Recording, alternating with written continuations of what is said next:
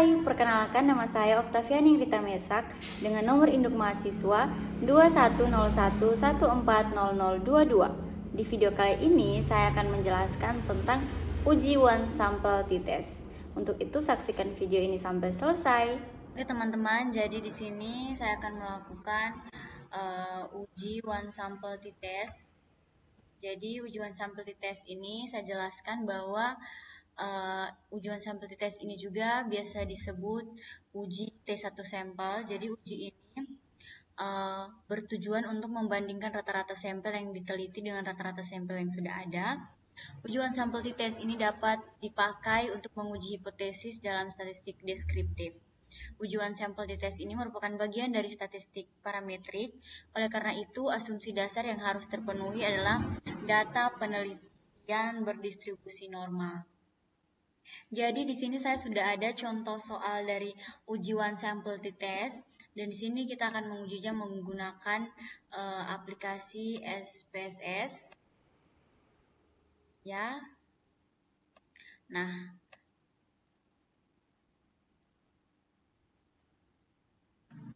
di sini contoh soalnya, seorang peneliti membuat dugaan yang menyatakan bahwa nilai rata-rata hasil belajar siswa yang aktif kegiatan pramuka di SDRSS Sapa di kelas 5 adalah sama dengan 75. Nah, untuk membuktikan hal tersebut, penelitian memilih secara random atau acak 12 orang siswa yang aktif kegiatan pramuka di SDRSS Sapa kelas 5. Adapun nilai rata-rata hasil belajar ke-12 orang siswa tersebut adalah sebagai berikut. Di sini sudah didapat nilainya dari 12 sampel. Jadi ini merupakan nilai rata-rata rapor siswa pada ujian akhir semester 2. Nah, teman-teman, tapi sebelum kita melakukan uji one sample test, kita harus melakukan yang namanya uji normalitas untuk mengetahui apakah nilai rata-rata hasil belajar siswa yang aktif kegiatan pramuka di SDRSS Sapa di kelas 5 itu berdistribusi normal atau tidak sebagai syarat uji one sample t-test. Jadi uji normalitas ini merupakan syarat dari uji one sample t-test. Jadi caranya kita copy dulu, kita masuk ke SPSS dulu, kita masuk ke variabel view-nya. Di sini kita tulis hasil lalu enter. Labelnya di sini kita tulis hasil belajar, mohon maaf. Dan di sini desimal, karena memang data kita ini desimalnya atau angka di belakang komanya 1, jadi ini kita ubah jadi 1. Lalu kita ke data view, dan ini kita masukkan angka-angka yang di dalam, yang ada data ini ke dalam SPSS. Karena mumpung saya lagi rajin, ini saya akan masukkannya manual satu persatu.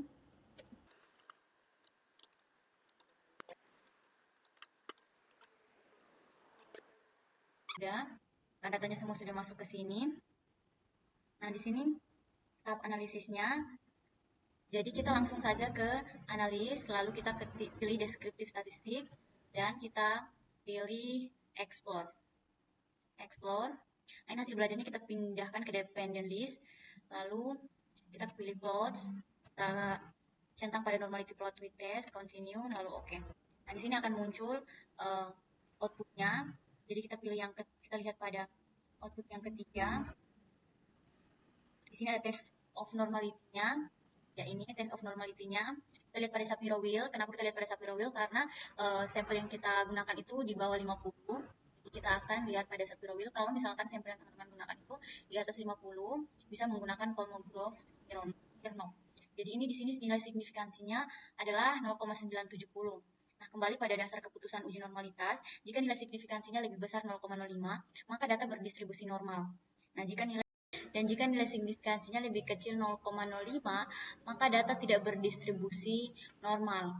Nah, di sini dia lebih besar ya, teman-teman. Tadi kita lihat bahwa ini 0,970, artinya dia lebih besar dari 0,05. Jadi data tersebut berdistribusi normal ya. Jadi kita lihat pada hipotesis penelitian bahwa H0-nya ini nilai rata-rata hasil belajar siswa yang aktif kegiatan pramuka di SDRS Sapa kelas 5 sama dengan nilai 75. Nah, HA-nya ini nilai rata-rata hasil belajar siswa yang aktif di kegiatan pramuka di SDRS Sapa kelas 5 tidak sama dengan 75. Jadi di sini kita karena sudah mengetahui, kita sudah melakukan uji normalitas. Jadi dapat bahwa datanya itu normal ya. Jadi kita akan lanjut, ini kita minimize dulu. Jadi kita akan lanjut ke uji one sample t-test. Jadi ini kita langsung pilih analyze, lalu kita pilih compare means, lalu pilih one sample t-test. Kita pindahkan dulu data hasil belajar ke tes variabel. Di sini tes value-nya 75 ya, kita isi sesuai dengan H0-nya atau nilai rata-rata atau sesuai dengan dugaan atau hipotesisnya. 75, kita pilih option. Di sini confidence interval percentage-nya 75%. Kita continue lalu oke. Nah, di sini kita bisa melihat ada one sample statistik dan one sample test. Nah, N-nya 12 karena datanya 12 di sini. Nah, kita langsung turun ke dasar keputusan uji one sample t-test. Jadi dasar keputusan dalam uji one sample t-test dapat dilakukan dengan 3 cara. Membandingkan nilai signifikansi dengan 0,05, membandingkan nilai t-hitung dengan t-tabel, melihat perbandingan t-hitung dengan t-tabel. Jadi dasar keputusan berdasarkan signifikansi, jika nilai signifikansinya atau tutelnya lebih kecil 0,05 maka H0-nya ditolak. Tapi jika nilai signifikansi tutelnya lebih besar dari 0,05 maka H0-nya diterima. Jadi karena nilai signifikansi tutelnya sebesar 0,010 jadi lebih kecil dari 0,05 maka sesuai dengan dasar keputusan pengambilan di atas bahwa H0-nya ditolak ya. Jadi teman-teman bisa lihat di sini bahwa nilai signifikansinya atau signifikansi tutelnya di sini 0,011 yang dimana dia lebih kecil dari 0,05 yang artinya bahwa sesuai dengan keputusan atau keputusan dalam ujian sampel t-test tadi berarti H0-nya ditolak. Jadi dengan demikian dapat dikatakan bahwa nilai rata-rata hasil belajar siswa yang aktif di kegiatan pramuka SDRS Sapa kelas tidak sama dengan nilai 75. Nah, di sini kita lanjut. Jika nilai T pada perbandingan nilai T hitung dengan T tabel, jika nilai T hitung lebih besar T tabel maka H0-nya ditolak, dan jika nilai T hitung lebih kecil T tabel maka H0-nya diterima. Jadi keputusannya karena nilai T hitung sebesar 3,029 lebih besar T tabel maka H0-nya ditolak. Jadi nilai T hitungnya ini di sini teman-teman bisa lihat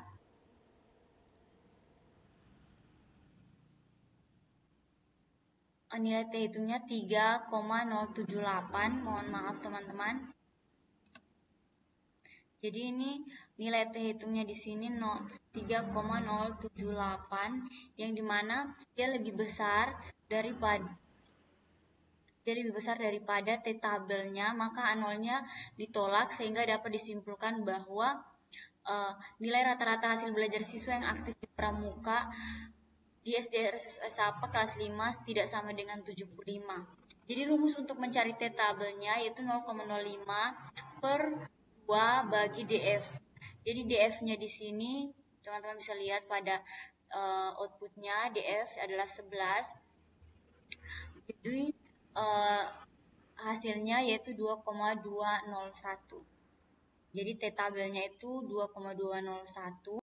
Bisa teman-teman lihat ini ada lampirannya bahwa ini 0,025, kita akan lihat di DF11 hasilnya 2,201. Ini. Ya, jadi kesimpulannya bahwa karena T tabelnya itu lebih besar dari mohon maaf, T hitungnya itu 3,078 yang lebih besar dari T tabelnya 2,201, maka H0-nya ditolak. Jadi H0-nya di sini bahwa nilai rata-rata hasil belajar siswa yang aktif kegiatan pramuka di SDR SSW Sapa kelas 5 sama dengan nilai 75. Jadi itu ditolak. Jadi di mana hipotesis penelitian diterimanya yaitu HA-nya nilai rata-rata hasil belajar siswa yang aktif di kegiatan pramuka di SSW Sapa di kelas 5 tidak sama dengan nilai 75. Oke, mungkin sekian penjelasan saya tentang ujian sampel TITES ini. Mohon maaf apabila banyak kurangnya. Terima kasih dan jangan lupa like video ini ya. Bye-bye.